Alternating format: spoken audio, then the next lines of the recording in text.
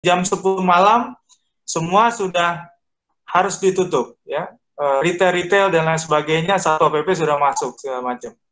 Di beberapa daerah lainnya, misalnya jam 11 malam itu batas maksimum, ya, jam malam untuk beraktivitas dan seterusnya.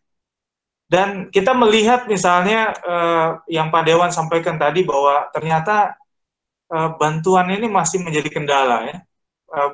Kemarin ada video viral seorang bupati mengatakan menteri goblok katanya, karena tidak tahu mekanisme penyaluran bansos. Baru diklarifikasi hari ini, ternyata adanya kesulitan bansos yang sampai ke daerah itu karena persoalan tas pemberian presiden yang terlambat dibuat, katanya gitu.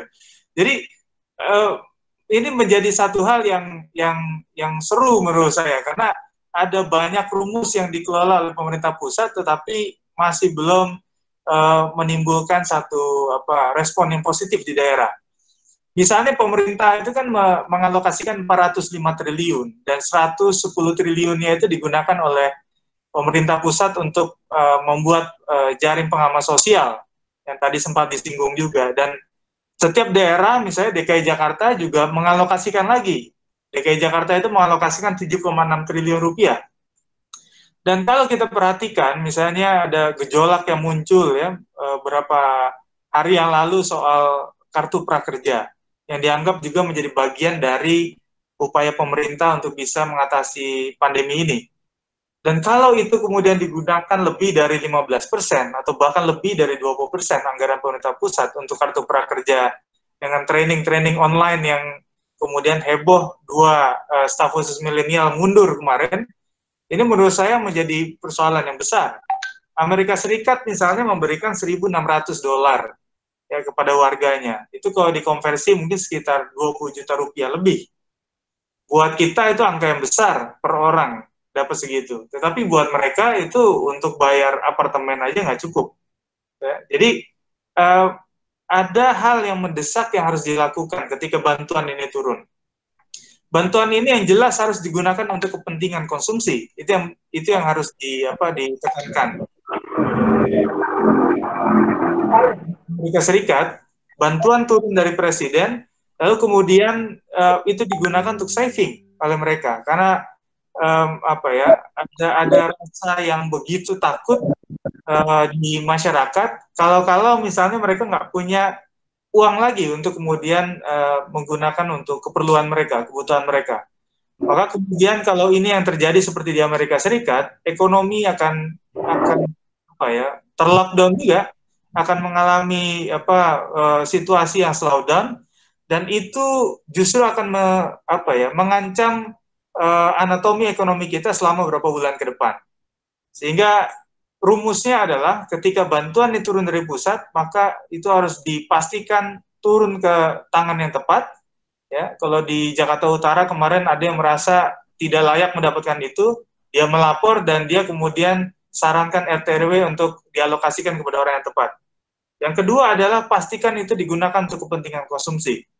Tanpa itu maka situasi ekonomi kita hanya mengandalkan dari APBN saja. Karena dana dari swasta sebenarnya ini mengalami kelesuan yang luar biasa, dan seluruh perputaran ekonomi kita itu hanya mengandalkan dari APBN dan APBD. Lalu kemudian teman-teman sekalian, anggota DPR RI itu mengusulkan kepada Bank Indonesia mencetak uang 600 triliun rupiah. Nah, ini yang kemudian menjadi satu perkara baru, karena kemudian usulan itu tidak dilandasi oleh riset yang saintifik. Karena yang kita tangkap, kalau kemudian ada pencetakan uang tanpa underlying asset, maka yang terjadi adalah inflasi yang luar biasa. Kita dihadapi dengan krisis pangan di depan mata kita. Lalu yang kedua, kemudian kalau ide ini memang direalisasikan, ya, karena alasan kita sudah nggak punya uang dan lain sebagainya, dan hutang juga sangat sulit karena 123 negara mengalami situasi yang sama. Ya, WHO setiap jam itu menerima 23 kasus baru dari 23 negara misalnya gitu ya. Dan ini menurut saya menjadi ancaman ya, karena kita pernah mengalami situasi tahun 60 ya, ketika mata uang kemudian dicetak, ya, uang dicetak sedemikian rupa, lalu kemudian terjadi inflasi sampai 300%. Itu menyebabkan Soekarno kemudian turun, ya, oleh gerakan mahasiswa dan seterusnya.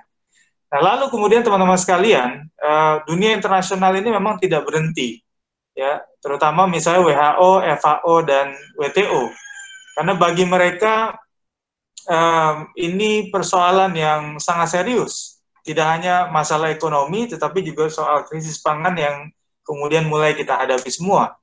Memang kemudian aktivitas pertanian masih berjalan, tetapi volume untuk kemudian sampai kepada keamanan pangan ini juga, dan ketahanan pangan juga menjadi persoalan serius dari kita.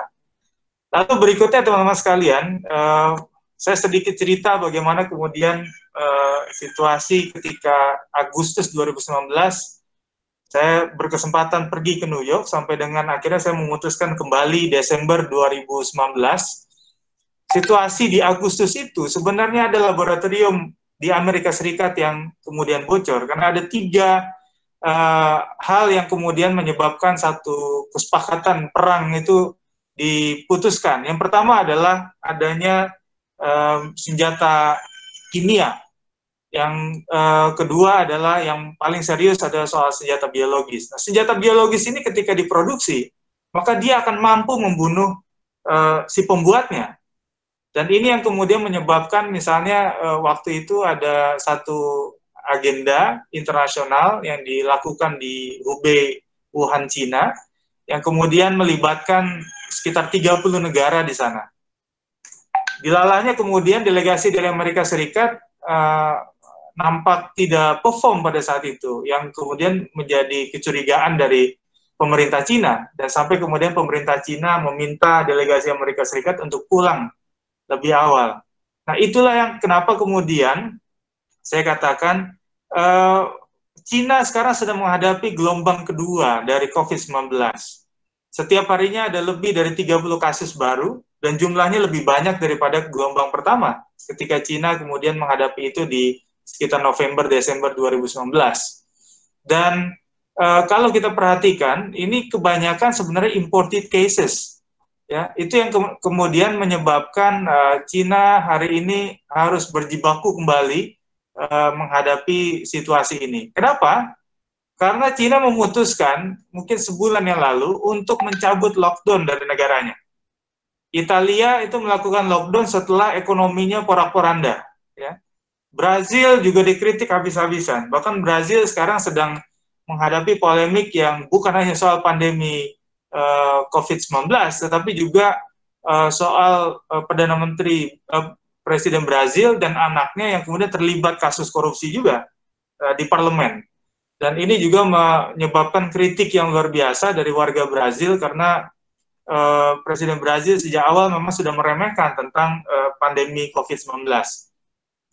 Dan kalau kita perhatikan dari segi sistem pemerintahan, bagaimana cara mereka masing-masing untuk bisa menangani COVID-19, rata-rata negara yang kemudian mengalami kegagalan ya paling utama itu adalah negara-negara yang menganut sistem demokrasi dan populis. Ya, itu rata-rata negara yang menghadapi kesulitan dalam menangani COVID-19. Tetapi apakah kemudian negara non-demokrasi itu memiliki kemampuan lebih baik misalnya dibandingkan negara demokrasi? Jawabannya iya. Ya, itu dibuktikan dengan Cina, Taiwan, ya, dan lain sebagainya. Mereka memiliki sistem pemerintahan non-demokrasi dan mereka mampu untuk bisa menyelesaikan soal persebaran itu lebih cepat. Tetapi tidak menjamin kemudian dari semua sistem pemerintahan yang tadi saya sebutkan itu bisa menuntaskan COVID-19 ini sampai benar-benar dinyatakan negatif di satu negara itu. Nah, yang jadi persoalan hari ini adalah semua negara sibuk. Ya, Indonesia mengimpor alat swab, alat rapid test. Kemudian semua negara saling mengklaim bahwa sistem negaranya, rumus negaranya itu yang paling benar. Misalnya lockdown.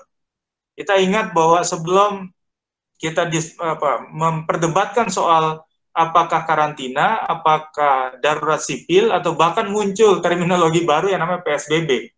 Yang menurut saya ini bagian dari